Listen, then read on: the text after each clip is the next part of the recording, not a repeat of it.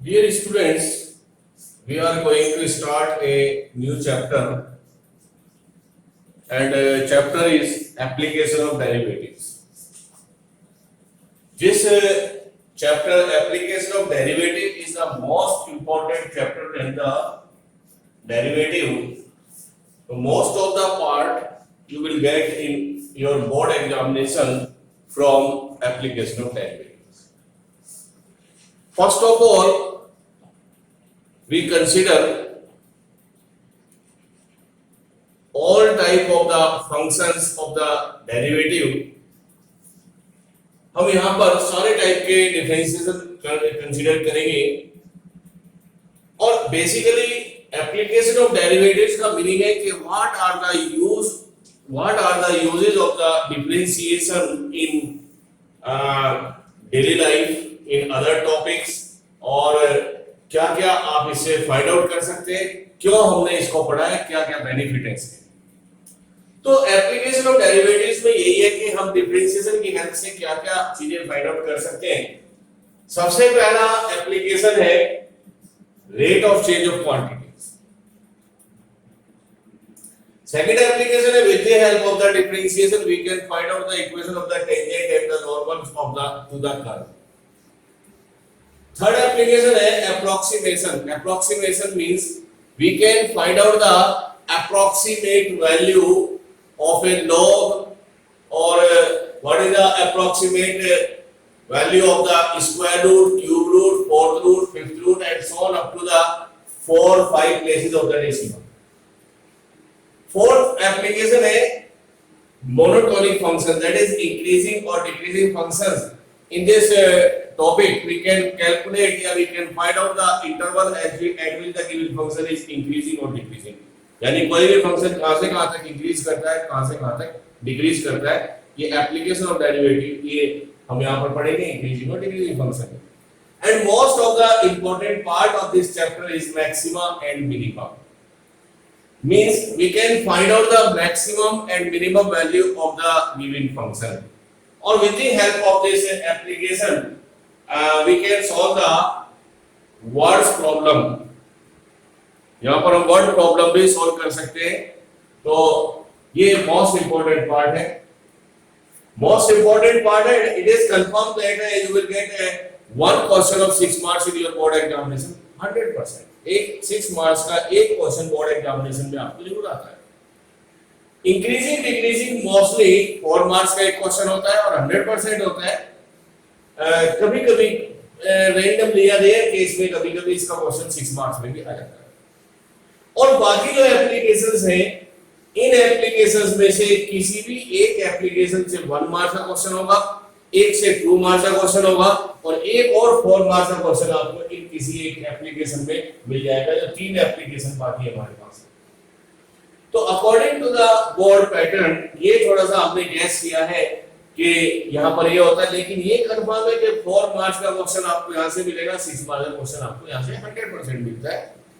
तो अब हम एक एक करके यहाँ पर एप्लीकेशंस एक्सप्लेन यहाँ पर करेंगे। तो सबसे पहला एप्लीकेशन हम यहाँ पर स्टडी करेंगे rate of change of quantities. Rate of change of quantities का मीनिंग है कि if two quantities are related to any relation और if one quantity is changing at a particular rate, so what will be the rate of change of other quantities? So for example, we have a balloon. We are inflating air in it and this will be always remain spherical. ये हमेशा spherical रहता है और हम इसके अंदर air pump कर रहे हैं तो इसका साइज जो है इंक्रीज करता है। और अगर इसका साइज इंक्रीज करेगा तो 3 चीजें यहाँ पर इफेक्टिव होंगी, एक वॉल्यूम, एक सरफेस एरिया और एक रेडियस। अगर वॉल्यूम की बात करें तो volume related to the radius और surface area also related to the radius. तो अगर हमें ये पता है कि इसकी रेडियस किसी एक पर्टिकुलर रेट से इंक्रीज कर रही है तो हम with the help of the application of the rate of change of quantity we can calculate what is the rate of change of the volume या what is the rate of change of increasing of surface area. तो अगर इसका rate हमें पता है कि radius किस rate से इंक्रीज कर रही है, तो हम ये भी निकाल सकते हैं कि उसका वॉल्यूम किस रेट से इंक्रीज करेगा, सरफेस एरिया किस रेट से इंक्रीज करेगा। तो rate of change of radius को हम डिनोट करते हैं dr by dt से विद रिस्पेक्ट टू टाइम, और similarly rate of change of volume को डिनोट करेंगे dv by dt से, सरफेस एरिया को डिनोट करेंगे ds by dt से, और dt जो नीचे t है इसका मतलब है टाइम, तो विद रिस्पेक्ट टू टाइम, तो विद रिस्पेक्ट टू टाइम हम ये सारी चीजें फाइंड आउट कर सकते हैं। सपोज करिए यहां पर हमारे पास एक सर्किल है और इसकी रेडियस का मुझे पता है कि किस रेट से इंक्रीज हो रही है, तो हम इसका एरिया निकाल सकते हैं। तो area related to radius of the circle, तो area is denoted by dA by dt और radius is denoted by dr by dt। तो अगर एक क्वांटिटी किसी रेट से रिलेटेड है तो with the help of the relation और with the help of the derivative we can calculate the rate of change of the other quantity which is related to the given quantity whose rate of change of quantity is given।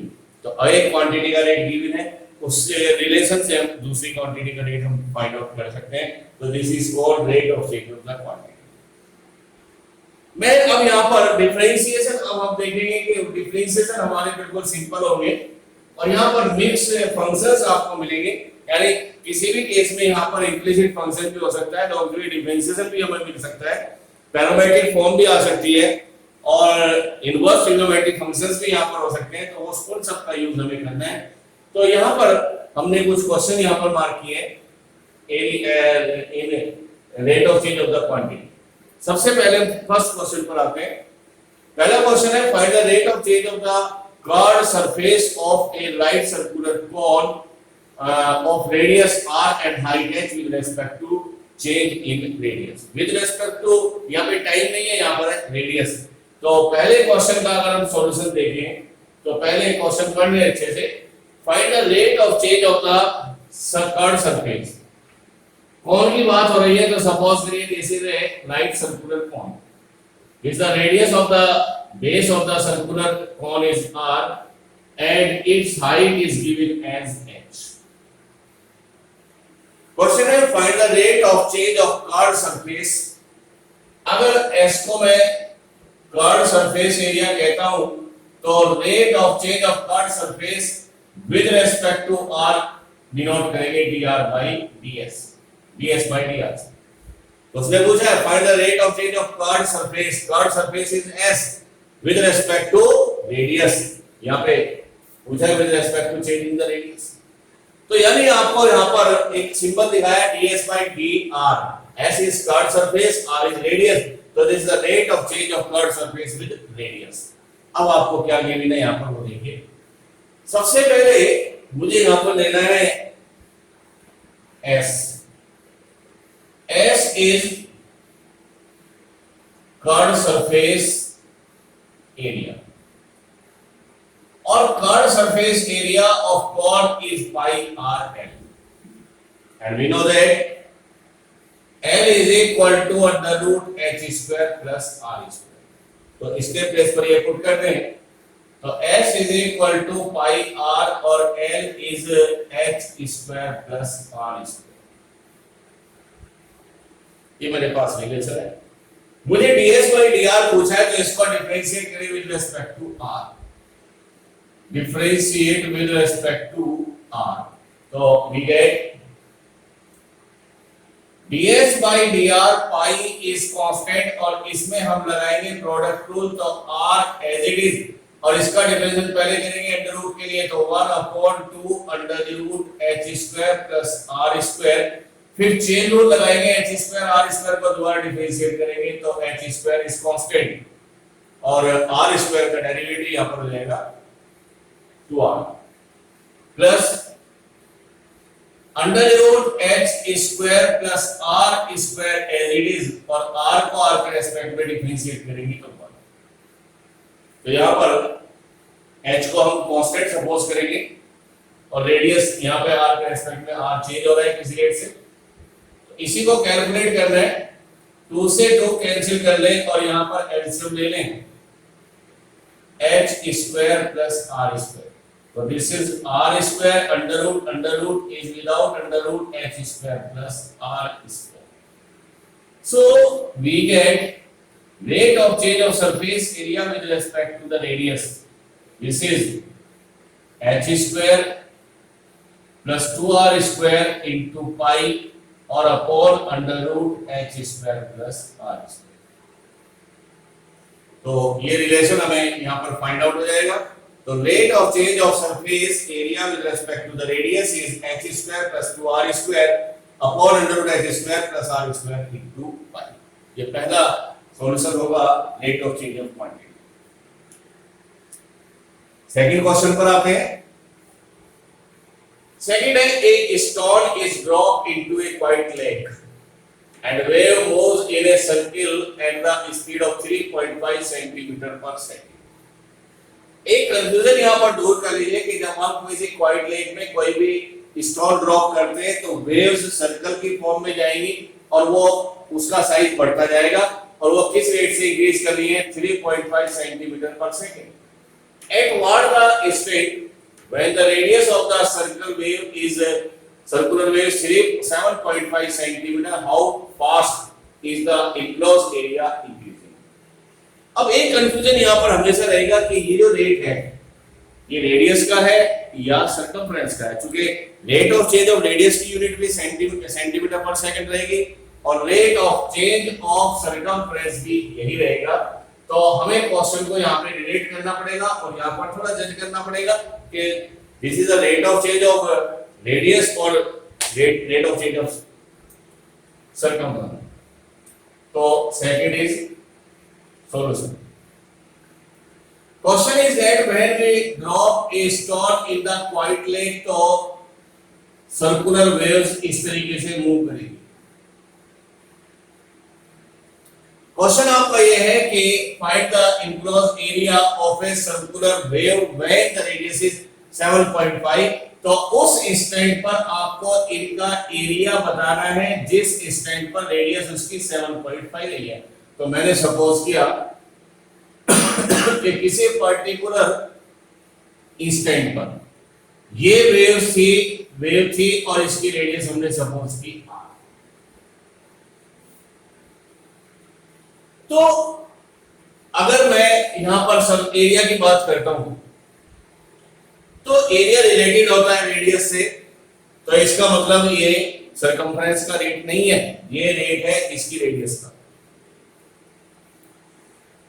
इसका meaning क्या है कि मुझसे उसने पूछा है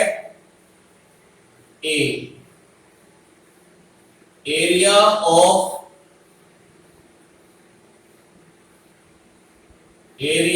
enclosed of ए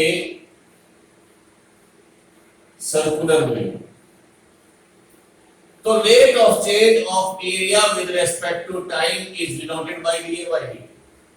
उसने कहा है कि रेट ऑफ चेंज ऑफ यानी किस रेट से उसका एरिया इंक्रीज करेगा. इंक्रीज का मतलब पॉजिटिव, डिक्रीज का मतलब नेगेटिव. तो मुझे फाइंड आउट करना है dA by dt किस इंस्टेंट पर जब उस वेव की रेडियस कितनी थी 7.5 सेंटीमीटर. ये मुझे फाइंड आउट करना.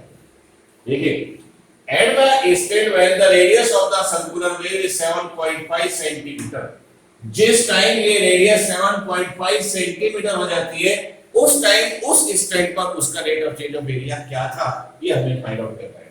तो सबसे पहले लेंगे ए. सर्कुलर वेव है तो ए इज रेट एरिया और area of the circular wave is pi r square. इसको डिफरेंशिएट करें with respect to t. Differentiate with respect to t is dA by dt is 2 pi r और r पर chain rule लगाएंगे dr by dt. क्योंकि t के respect में differentiate करेंगे इधर कोई t की टर्म नहीं है तो r पर भी चेन रूल लगेगा dr by dt. Now dA by dt when r is equal to 7.5 तो 2 pi r पर रखिए 7.5 और रेट ऑफ चेंज आपको इधर रखा है. यानी यहां पर आपको गिवन है dr by dt is 3.5 centimetre पर सेकंड, सेंटीमीटर रेडियस, सेकंड मतलब टाइम। तो यहां पर dr by dt मुझे गिवन है, तो इसको हमने पुट किया है 3.5 और इसी को कैलकुलेट करना है। तो 2 पाई 75 अपॉन 10 और 35 upon 10, that is 2 pi and 5 to the 10 and 15 और 5 to the 10 और 7। एक 2 से ये 2 कैंसिल करें, 15 7 जा 105 पाई बाई 2 और आंसर आ जाएगा सेंटीमीटर स्क्वायर पर सेकंड। तो उस वेव का जो एनक्लोज एरिया है वो इस रेट से इंक्रीज होगा, ये यहाँ पर आंसर आ जाएगा। तो this is the second example of the rate of change of quantity. Third example आते हैं। एग्जांपल है the side of an equilateral triangle is increasing at the rate of 2 centimetre पर second at what the rate of the area increasing when the side of the triangle is 20 centimetre. तो question है, there is an equilateral triangle,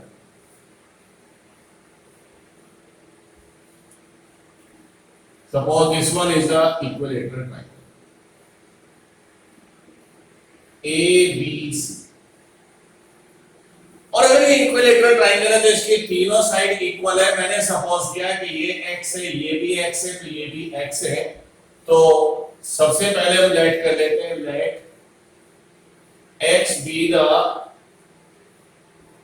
side of equilateral triangle। तो question पर आए, the side of an equilateral triangle is increasing at the rate। तो ये जो side है ये किस रेट से चेंज हो रही है, इसका मतलब rate of change of side is denoted bye dx by dt और ये आपको गिवन है 2 सेंटीमीटर पर सेकंड। इंक्रीजिंग का मतलब पॉजिटिव। तो हमने साइड x का है तो dx by dt को हम rate of change of side कहेंगे। तो ये 2 सेंटीमीटर पर सेकंड आपको गिवन है। At what rate it's area increasing, और आपसे क्या पूछा है, rate of change of area dA by dt कब, जब इस x की वैल्यू 20 सेंटीमीटर हो, जब इस इक्विलेटरल ट्रायंगल की साइड 20 सेंटीमीटर हो जाए तब एरिया आपसे पूछा है। तो एरिया की बात कर रहे हैं तो A is area of equilateral triangle, और एरिया ऑफ इक्विलेटरल ट्रायंगल होता है √3/4 into side square, that is A is √3/4 और x square। और मुझे जाना है dA by dt, तो इस रिलेशन को हम डिफरेंशिएट करते हैं t के रेस्पेक्ट में। तो differentiate with respect to t, that is dA by dt is √3/4, differential of x square is 2x और चेन रूल लगाए तो dx by dt। अब क्या फाइंड आउट करना है, dA by dt किस पर, at x is equal to 20 centimetre.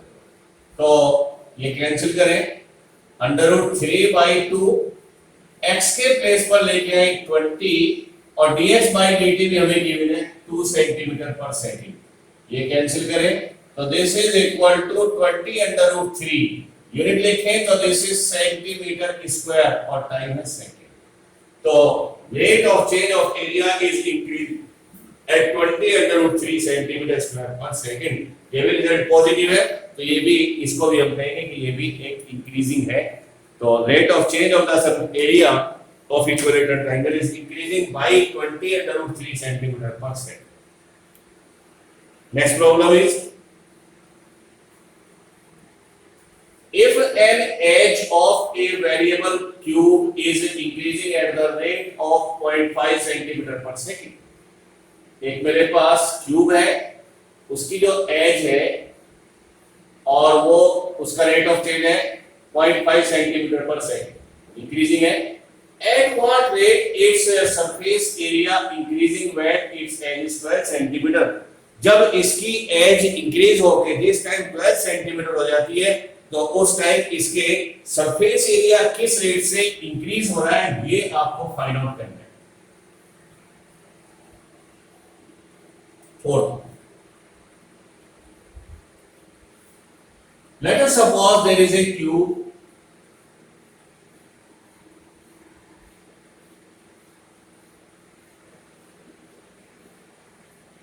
ये एक क्यूब है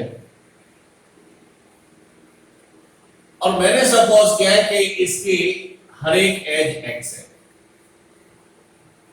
let length of edge of cube be x, और सेंटीमीटर में तो आप इसको सेंटीमीटर कह सकते हो. So we have suppose that the edge of the cube is x. और देखिएगा इसका जो रेट है वो इंक्रीज कर रहा है, जो एज है ये इंक्रीज कर रही है. यहाँ पे लिखा है an edge of a variable cube. Variable cube का मतलब है इस क्यूब का साइज इंक्रीज कर रहा है या डिक्रीज हो रहा है, घट रहा और बढ़ रहा है, तो फिक्स नहीं है. तो ऑब्वियसली जब इस साइज वेरिएबल क्यूब है तो इसका सरफेस एरिया भी इंक्रीज करेगा. अगर एज इंक्रीज कर रही है तो वॉल्यूम भी इंक्रीज करेगा. तो फिक्स वॉल्यूम फिक्स नहीं है, तो ये वेरिएबल है. तो आपको दिया हुआ है an edge of a variable cube is increasing at the rate of 0.5 centimetre पर सेकंड.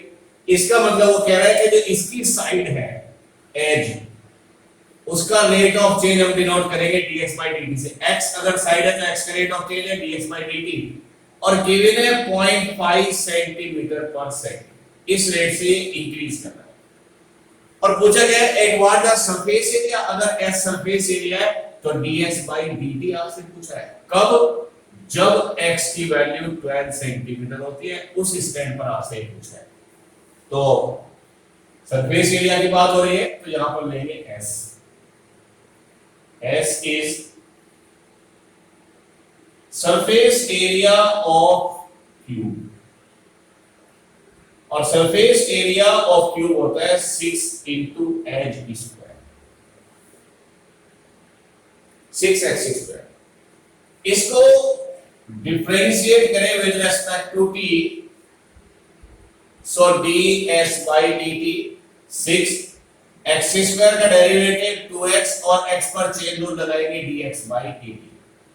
और मुझसे वो कह रहा है कि ds by dt आपको बताना है x is equal to 12 पर, तो 6 into 2 और x पर रखें 12 और dx by dt आपको गिवन है 0.5. that is 6 into 2 into 12 into 1 by 2, और 72 centimetre square per second increasing. तो यहां पर आंसर आ जाता है कि जिस क्यूब की साइड 0.5 सेंटीमीटर पर सेकंड से इंक्रीज कर रही है, उस क्यूब का surface area 72 centimetre square per second से इंक्रीज करेगा. पॉजिटिव मींस इंक्रीज करेगा. नेक्स्ट पर आए question number 5.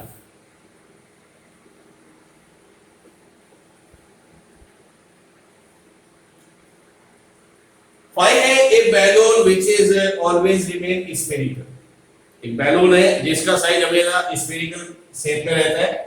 A balloon which is always remain spherical is being inflated by pumping और इज 900 सेंटीमीटर क्यूब पर सेंटीमीटर पर सेकंड.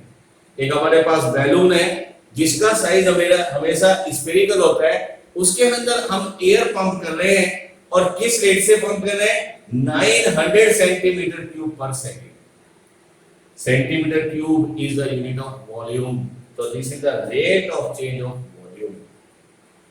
तो अगर कोई भी मेरे पास स्फेरिकल बैलून है और V को मैं कहता हूं वॉल्यूम ऑफ स्फेरिकल बैलून, तो dV by dt क्या है मेरे पास? Rate of change of volume. Rate of change of volume, और ये मुझे गिवन है 900 centimetre cube per second. Unit से पता लग रहा है centimetre cube is the unit of the volume, तो this is the rate of change of the volume. तो 900 सेंटीमीटर क्यूब पर सेकंड से इसका वॉल्यूम इंक्रीज कर रहा है जब हम इसके अंदर एयर पंप करते हैं. Find the rate at which the radius of the balloon is increasing. तो वो कहते हैं कि इसकी रेडियस किस रेट से इंक्रीज करेगी, कब, जब इसका रेडियस 15 सेंटीमीटर हो जाती है। तो ये स्फेरिकल बैलून है, इसको हम पंप कर रहे हैं, साइज इसका इंक्रीज कर रहा है, तो जिस इंस्टेंट पर इसकी रेडियस 15 हो जाती है उस टाइम इसका rate of change of radius बताना है। तो जो आपको दिया हुआ है, तो आपसे बेसिकली पूछा है कि rate of change of radius कब, when r is equal to 15 centimetre, ये हमसे पूछना है। तो find the rate at which the radius of the balloon is increasing when its radius is 15। जिस इंस्टेंट पर इसकी रेडियस 15 हो जाती है उस टाइम इसका rate of change of radius क्या है, ये आपसे पूछा है। तो सॉल्यूशन निकालें, बिल्कुल सिंपल सा सॉल्यूशन है भी।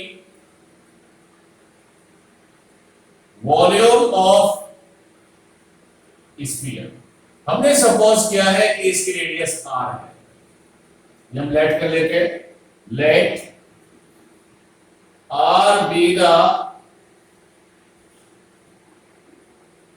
radius of balloon, spherical balloon, हमने रेडियस सपोज किया r, तो volume of the spherical volume is 4/3 pi r cube.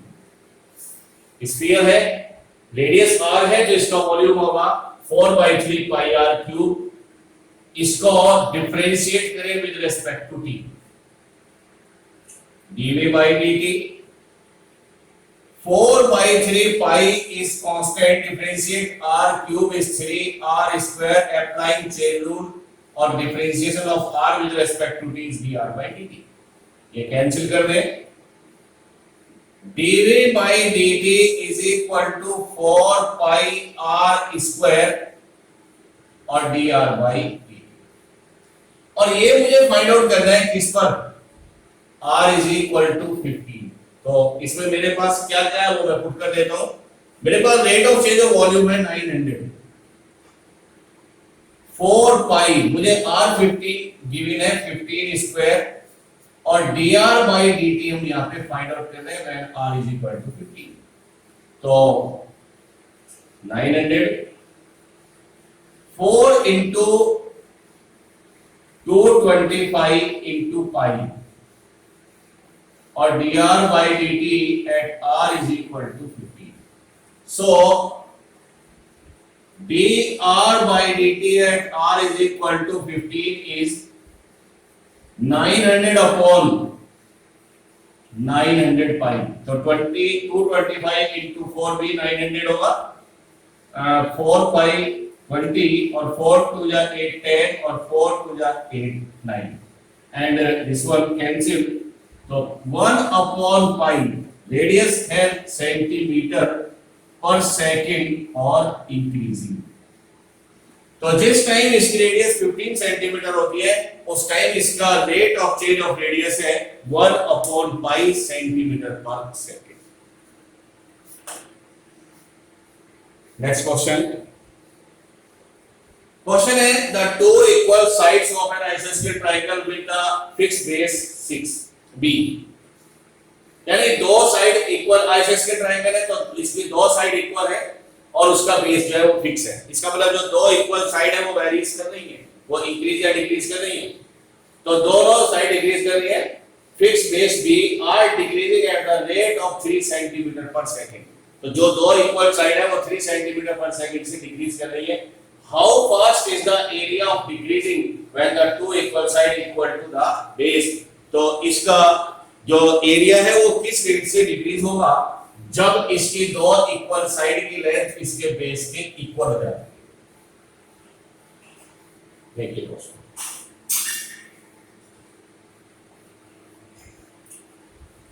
we have an isosceles triangle, these two equal side, और ये है इसका बेस, इसकी लेंथ फिक्स है b, b फिक्स है मतलब b कांस्टेंट, ये फिक्स है। A B and C, let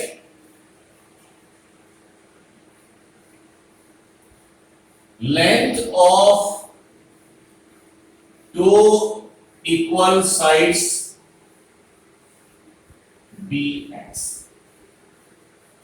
हमने कहा है कि AB और AC दोनों इक्वल है और इसकी भी लेंथ x है और इसकी भी लेंथ x है, और आपके क्वेश्चन में दिया हुआ है कि इक्वल लेंथ जो दो साइड की है वो डिक्रीज हो रही है 3 सेंटीमीटर पर सेकंड से, तो x का रेट ऑफ चेंज क्या लिखेंगे आप, dx by dt, और ये dx by dt आपको दिया हुआ है 3 सेंटीमीटर पर सेकंड और डिक्रीज है, इसका मतलब आप इसको डिक्रीज को किससे दिखाएंगे, माइनस से। तो it is given that the rate of change of decreasing of these two equal sides is minus 3 centimeter per second. So if these lengths are denoted by x, the rate of change of these lengths is denoted by dx by dt, which is equal to minus 3 centimeter per second. Base equal है, ठीक है।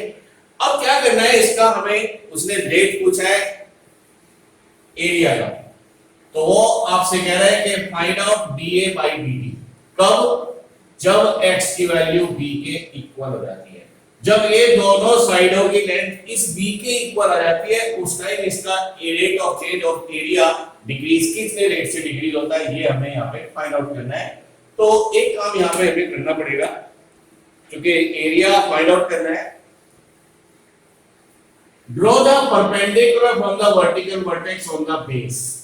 यहाँ पर हमने एक perpendicular draw किया, and we know that an equilateral triangle and isosceles triangle, when we draw the perpendicular from the vertical vertex on the base, so base divided, base bisect by this perpendicular, तो ये दो equal part में divide हो जाता है, तो ये length भी b/2 रह जाएगी और ये लेंथ भी b/2 रह जाएगी। तो सबसे पहले आएंगे इन ट्राइंगल ABD और पाइथागोरस यूज करेंगे, BD square plus AD square is equal to AB square. So BD is b/2 square, AD square मुझे फाइंड आउट करना है और AB is x square. So AD square is x square minus B square by 4 and AD is under root x square minus b square by 4। तो मैंने इस triangle की height मैंने पहले कैलकुलेट की है, अब आप निकालेंगे area. A is area of triangle ABC which is equal to half of the base और into height। इसका बेस है BC और हाइट है AD।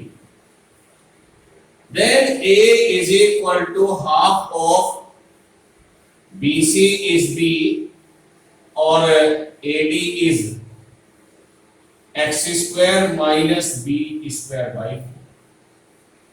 और यहाँ पर एक चीज ध्यान रखिएगा, B कांस्टेंट है, फिक्स है, तो डिफरेंशिएट करेंगे t के रेस्पेक्ट में और x वेरिएबल है, तो differentiate with respect to t।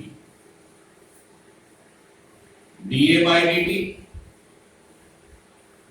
b/2 constant, पहला डिफरेंशियल अंडर रूट के लिए करेंगे तो 1/2 under root x square minus b square by 4, फिर चेन रूल लगाऊंगा तो x स्क्वायर का डिफरेंशियल 2x और b/4 कांस्टेंट है, तो b स्क्वायर बाय 4 का डेरिवेटिव 0, ये कैंसिल।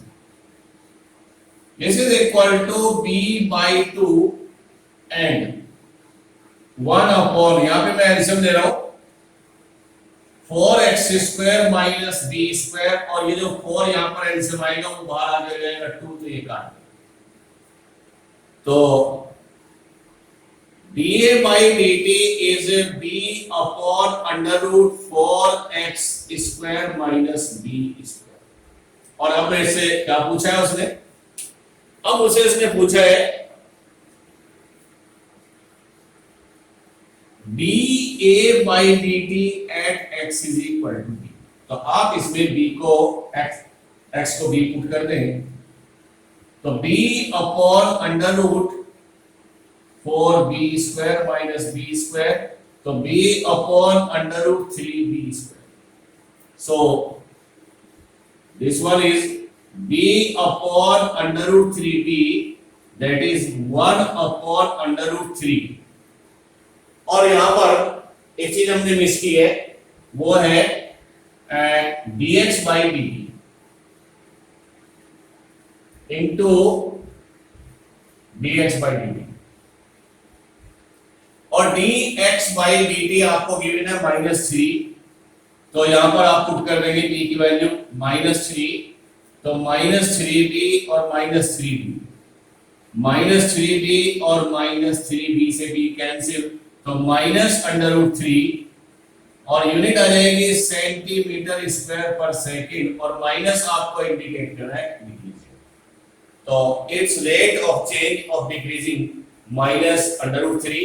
अगर डिक्रीजिंग वर्ड कह रहे हैं तो हम कह सकते हैं कि √3 सेंटीमीटर पर सेकंड स्क्वायर से इसका एरिया डिक्रीज हो रहा है, और माइनस यही इंडिकेट करेगा this is the rate of change of the decreasing. तो ये हमने कुछ रेट ऑफ चेंज के क्वेश्चन ट्राई किए हैं। अभी ये नेक्स्ट लेक्चर में भी हम यही टॉपिक कंटिन्यू करेंगे, तो इसके कुछ और क्वेश्चन हम ट्राई करेंगे नेक्स्ट लेक्चर में।